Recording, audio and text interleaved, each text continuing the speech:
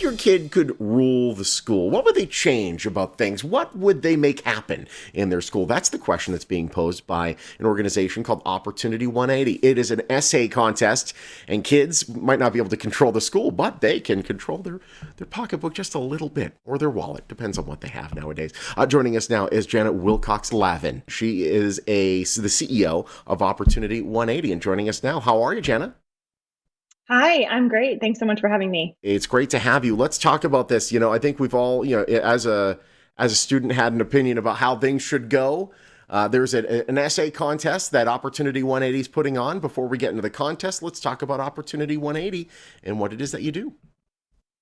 Yeah, so we're an organization that seeks to ensure every kid has access to a great school in their neighborhood that puts them on track to be ready for college and career or whatever life they choose. And we think there's a lot of opportunity to make sure kids have what they need to be successful in their future. And that's where we have centered our North Star. Fantastic. And especially here in Clark County, we need all the help we can get when it comes to education. And it's very important that you're here in our valley. We appreciate you for that. Let's talk about this. This is a video essay. Tell us what it is that you're looking for from kids and how they can enter. What's going on here? Yeah. So what we see is that kids' voices have really been missing in the conversation about education.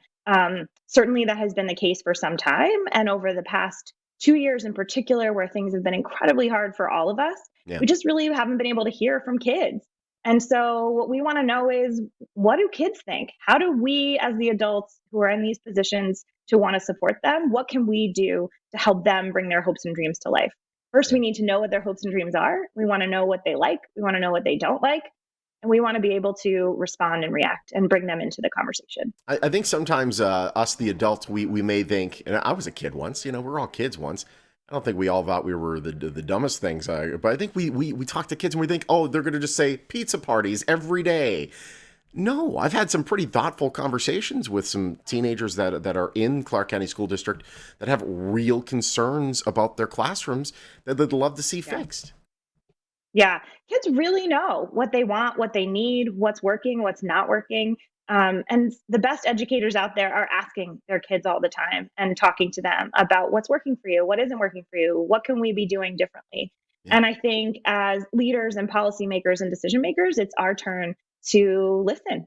I tell my daughter all the time, we got to use our ears to listen. And so this is a chance for me to model that for her and for all of the kids of this community, that their voice matters and they're important.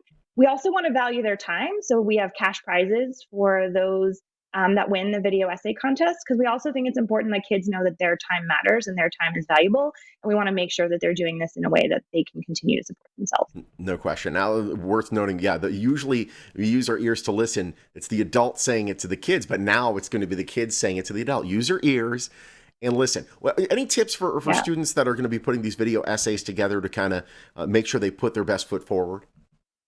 Yeah, be authentic and be yourself, right? So the most important thing is that we know that you have something to say that's really valuable, and so be yourself.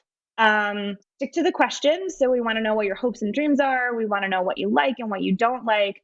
But most importantly, we want to hear your unique vision of what works for you and what could work for your peers. Nice. All right, we have about a minute left. How can we enter? Or not we, I'm way over the age. But let's say that how can students enter? And what are the prizes? Sure. You said that there's cash involved. What are we talking? At $10 in Jeffrey bucks? What are we doing? So we have $500 first Oh, place cash prize for kids in third through fifth grade, sixth through eighth grade, and ninth through 12th grade. You can nice. visit our website, opportunity180.org/essay, for all the details on how to enter. It is a video essay contest, but kids can make a decision if they want it to be graphic or they want it to be their face. They get to have some creative freedom. And we're also accepting videos in a native language if a student would choose not to speak in English, if that's preferable, and they feel they can best express themselves in their native language. So we are really trying to make this as easy as possible for kids in third through 12th grade to share their ideas and their vision and their beliefs.